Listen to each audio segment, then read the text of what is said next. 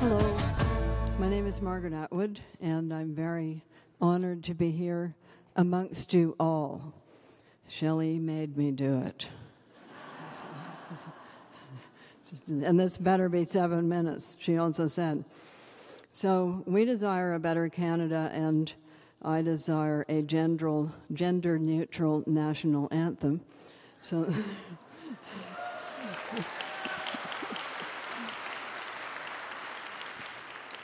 so that I don't have to be a son in order to be a Canadian.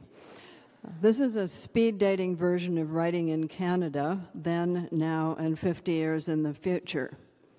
Writing is what you write with, such as a pen or a typewriter, what you write about, such as love, money, war, death, and pacts with the devil.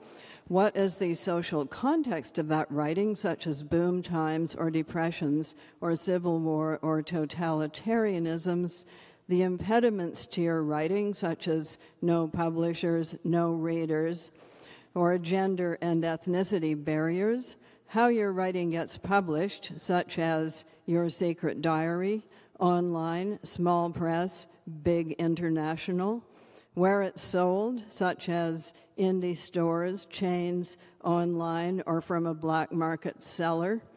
Who reads your writing, such as young adults, old adults, bus drivers, gynecologists, or other. Who reviews it, such as newspapers, your enemies, online blogs, bilious comment sections, the police, and so forth. Can you make a living at it? Hollow laughter, or do you rely on a day job, a grant system, family money, or a rich patron? And who cares about this writing of yours anyway, apart from you? All of these are factors in the complex activity we know as writing. I will now speed date 3 time layers of Canadian writing, then, now, and in the future. Then, Canada, 1961, the year I printed my first 7-poem collection on a flatbed press. You wrote with a pen on a manual typewriter. There were no pantyhose, there was no birth control pill, there was no AIDS, homosexuality was illegal. There were only 2 creative writing programs, Iowa and a newly started one at UBC. If you really wanted to be a writer, you were told, you should move to London or New York or Paris, where people would not think you were a freak.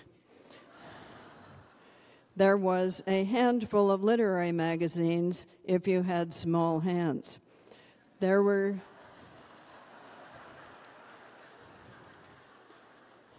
no grants.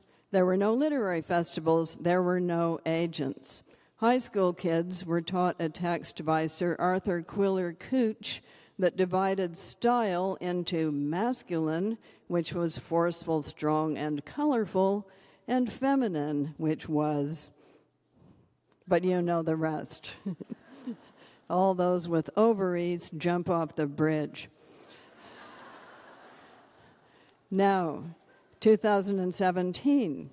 A lot happened in Canadian writing between 1961 and now. Miniskirts, the sexual revolution, such as it was. Jack McClelland, not to be confused with the former, who invented the book tour. Small Canadian publishers, the Canada Council, the women's movement, and the rise of women writers, Margaret Lawrence, Carol Shields, Marian Engel, Alice Munro, for instance. The forming of writers' organizations, international reputations gained by Canadian writers who didn't even move to London, New York, or Paris, etc.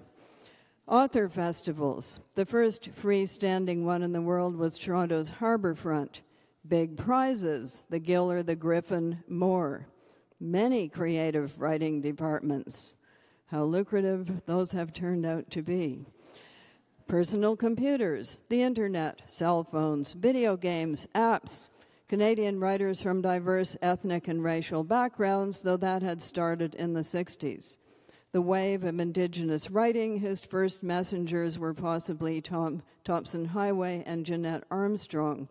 the definition of Canadian writing, the redefinition of Canadian writing, the redefinition of Canadian writing, the view that such definitions were useless because too confining. Fights, squabbles, warfares, the takedown of those deemed overpraised. There had always been fights, squabbles, warfares, and takedowns. Irving Layton versus Louis Dudek, Milton Acorn versus George Bowring, John Metcalf versus whoever, me versus a whole comic book full of villainous adversaries. I know who you are. But before the internet, those squabbles were conducted through instigated reviewing or by vicious word-of-mouth character assassination. Now you can do the same kind of thing online, an opportunity that has not been lost on some. How are we performing in the writing department, Canada? Not bad, and sometimes not bad at all. There are lots more writers than there used to be. They are much more varied in their backgrounds and in the stories they have to tell. They write in many more genres. They have higher career expectations than in 1971, but they compete for limited limelight. Not more limited, there didn't used to be any limelight, but limited in relation to their numbers. It is not always a happy scene. It can induce despair. But then, what writing scene ever had happiness as its goal and did not induce despair? 50 years into the future. Ah, the future, that great unknown. For Canadian writing to exist in 50 years, there will have to be a Canada. Let's suppose that climate change and supermicrobes won't wipe everyone out.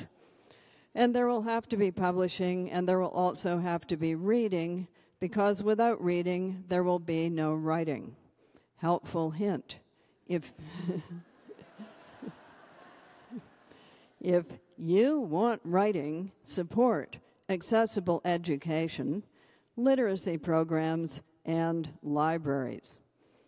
In any case, it's over to you, people younger than me, which includes just about everybody in this room. Will there be a Canadian literature in 50 years? If so, it is some of you who will be making it, not, for instance, me. What will the writing of that future be like?